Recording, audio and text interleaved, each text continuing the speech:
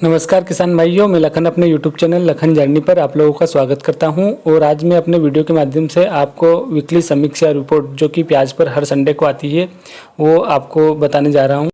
इससे पहले मैं आपसे निवेदन करना चाहूँगा कि हमारे चैनल को सब्सक्राइब करिए और पास आए बेल आइकन को दबाइए ताकि मैं जब भी वीडियो डालूँ तो आपके पास नोटिफिकेशन आ जाए। दोस्तों, अगर हम आज प्याज के बारे में बात करें तो प्याज की जो गुत्थी है काफ़ी ज़्यादा उलझी हुई है, क्योंकि इस बार अगर मैं बात करूं प्याज की तो किसानों के पास 95% प्याज रखे हुए हैं और व्यापारियों के पास ओनली 5% प्याज रखे हुए हैं।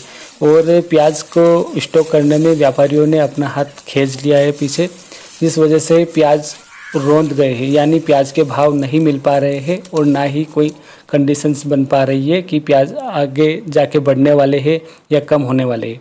तो दोस्तों, मैं आपको बताना चाहूँगा कि अभी भी अगर आप प्याज को धीरे धीरे करके मंडियों में लाते हो तो कहीं ना कहीं प्याज की जो भाव है, अच्छे प्याज के भाव मिलने के चांसेस रहेंगे। क्योंकि आपको मैं बताना चाहूँगा कि अभी 2-3 दिन से प्याज के भाव थोड़े कम होते जा रहे हैं, तो इस कंडीशंस में मंडियों में आवकें काफ़ी ज़्यादा आने लग गई है। किसानों का विश्वास उठ गया है कि आने वाले दिनों में प्याज का भाव अब नहीं आएगा और वे अंधाधुंध तरीके से मंडियों में प्याज ला रहे हैं। इसकी वजह से जो प्याज का दाम है और भी नीचे जाता जा रहा है।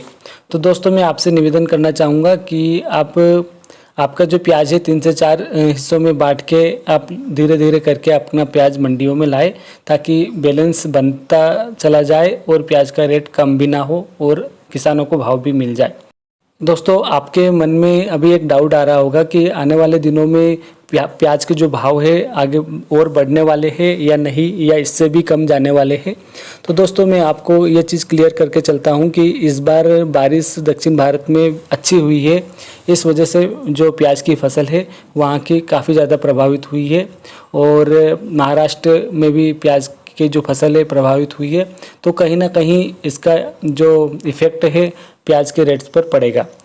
और इस चीज़ को आपको पता ही होगा कि शाजापुर का जो एक अखबार है दैनिक भास्कर करके, उसने खुद ने भी कवर किया था कि जो पानी है उसकी वजह से प्याज की फसल काफ़ी ज़्यादा प्रभावित हुई है। इस वजह से प्याज के जो दाम है आगामी दिनों में बढ़ने वाले हैं। तो इसको लेकर जो शाजापुर मंडी के व्यापारियों ने थोड़ा सा हंगामा भी किया था कि ये आप क्या बोल रहे हो, क्योंकि मंडियों में आवकें काफ़ी ज़्यादा कम हो गई थी। तो ये मसला थोड़े दिन तक चला था।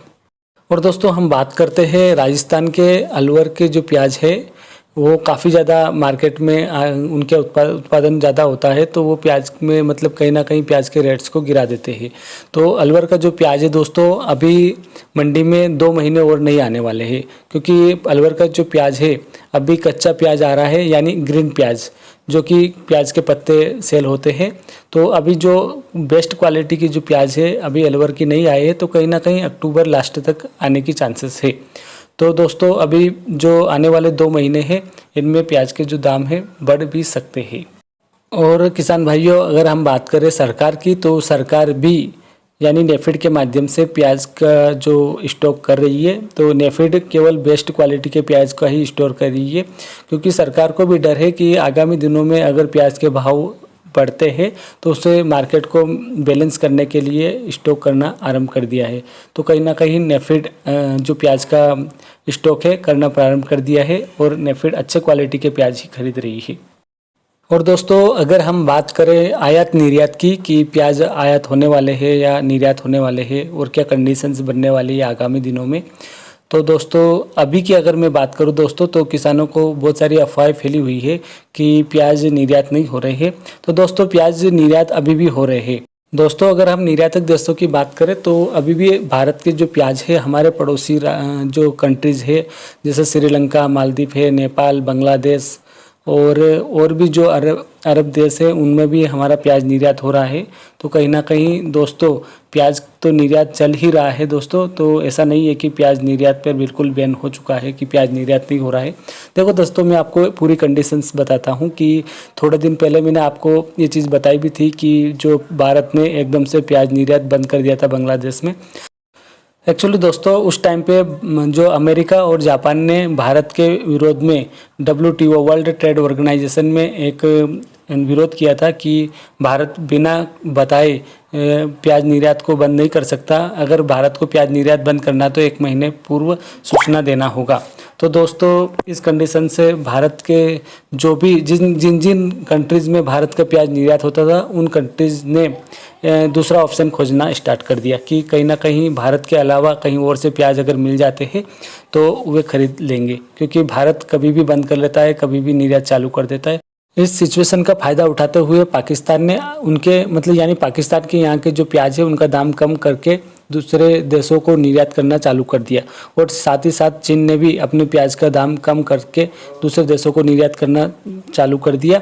तो दोस्तों भारत के जो प्याज है इनकी डिमांड जो वर्ल्ड लेवल पे कम हो गई, यानी जिन देशों को भारत प्याज निर्यात कर रहा था उनके पास दूसरा ऑप्शन आ गया और वो भारत की बजाय पाकिस्तान और चीन से प्याज आयात करवाने लग गए। तो दोस्तों अगर कोई भी देश अपने यहाँ पे प्याज आयात करवाएगा तो वो ज़रूर चाहेगा कि मुझे कम से कम दाम में एक अच्छी क्वालिटी का प्याज मिल जाए।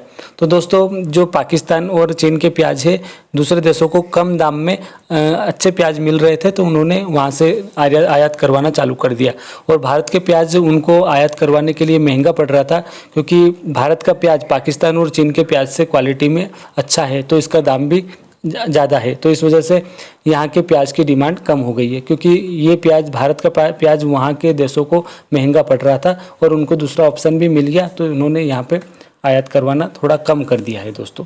और अभी की अगर बात करें दोस्तों तो पाकिस्तान में प्याज का स्टॉक ख़त्म हो चुका है। अब निर्यात करने के लिए पाकिस्तान के पास और प्याज नहीं बचे हुए हैं, और चीन के पास भी इतना ज़्यादा प्याज अब और नहीं बचा हुआ है।